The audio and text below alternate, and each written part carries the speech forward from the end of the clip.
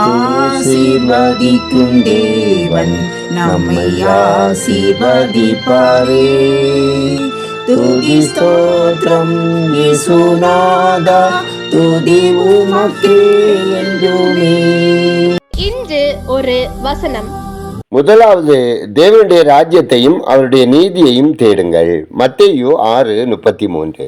அன்புக்குரியவர்களே, நம் வாழ்க்கையின் எல்லா பகுதிகளிலும் கடவுளுக்கு முதலிடம் கொடுக்கப்பட வேண்டும். எல்லா காரியங்களிலும் கடவுளின் விருப்பம் நிறைவேற்றப்படுவதையே பிரதானமாய் நாட வேண்டும். நமது பெற்றோர், பிள்ளைகள், குடும்பத்தினர் எல்லாரையும் எல்லாவற்றையும் விட ஆண்டவரை அதிகமாய் நேசித்து அவரை பிரியப்படுத்துவதே நமது நோக்கமாக இருக்க வேண்டும். எதை செய்தாலும் அதை மனிதருக்கென்று செய்யாமல் கர்த்தருக்கென்றே மனப்பூர்வமாய் செய்யுங்கள். தங்களை அனுப்பின பிதாவின் சித்தத்தின்படி செய்து அவருடைய வேலையை செய்து முடிப்பதே என்னுடைய உணவு என்றார் இயேசு கிறிஸ்து. அதுபோல ஆண்டவருடைய சித்தம் செய்வதை நமது வாழ்வின் லட்சியமாக கொண்டுள்ளோமா என்று சிந்தித்து பார்ப்போம். அனுதின உணவை விட ஆண்டவரின் பாதத்தில் காத்திருந்து வேத வசனத்தை தியானிப்பது மகிழ்ச்சியையும் ஆவிக்குரிய பலனையும் தரும் என்பதை அனுதின வாழ்வில் அபியாசப்படுத்துங்கள். இயேசுவை நேசிக்கிறேன் என்று சொல்லும் நாம் இயேசு கிறிஸ்துவின் கட்டளைகளின்படி கீழ்ப்படிந்து அத்தனையும் செய்கிறோமா என்று ஆராய்ந்து பார்த்து நம்மை சரி செய்து கொள்வோம். இரட்சகர் இயேசுவுக்காக நம்மிடமுள்ள மிக சிறந்ததை அல்லது முதன்மையானதை கொடுக்க நாம் ஆயத்தமா?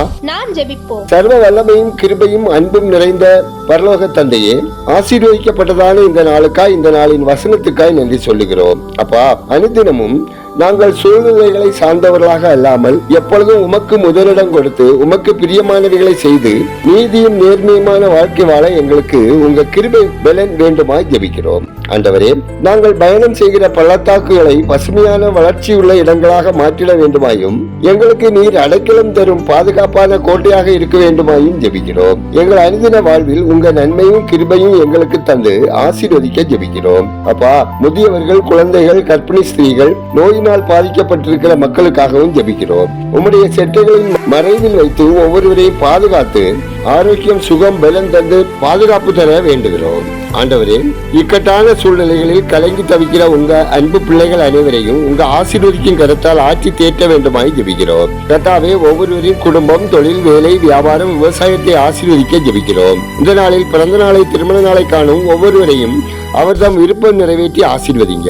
ஆண்டவரே, வேலை நிமித்தமாக, படிப்பு நிமித்தமாக வெளியூர்களில், வெளிநாடுகளில் தங்கி இருக்கும் ஒவ்வொருவரையும் உங்க அரவணைக்கும் கரம் பாதுகாத்து வழிநடத்த வேண்டுமாயும் அவர்கள் முயற்சிகள், தொழில், வேலை ஆசீர்வதிக்கப்படவும் கர்த்தரை விட்டு விலகாத பரிசுத்தமான சமாதானமான வாழ்க்கை வாழவும் ஆசீர்வதிக்கப்படவும் ஜெபிக்கிறோம். வடகொரியா, தென்கொரியா நாடுகளுக்கிடையே ஏற்பட்டுள்ள போர் அபாயம் நீங்கும்படியாகவும் இஸ்ரேலில் சமாதானம் உண்டாகவும் உலகம் எங்கும் உள்ள மக்களின் வாழ்வாதாரம் பாதுகாக்கப்படவும் மக்கள் கர்த்தரை அறிவில் வளரவும் ஜெபிக்கிறோம். எங்கள் விண்ணப்பத்தை அங்கீகரித்ததற்காக நன்றி சொல்லுகிறோம். துதிகனமையுமே உமக்கே செலுத்துகிறோம். இயேசுவின் நாமத்தில் ஜெபிக்கிறோம் எங்கள் ஜெபங்களும் நல்ல பிதாவே, ஆமென்.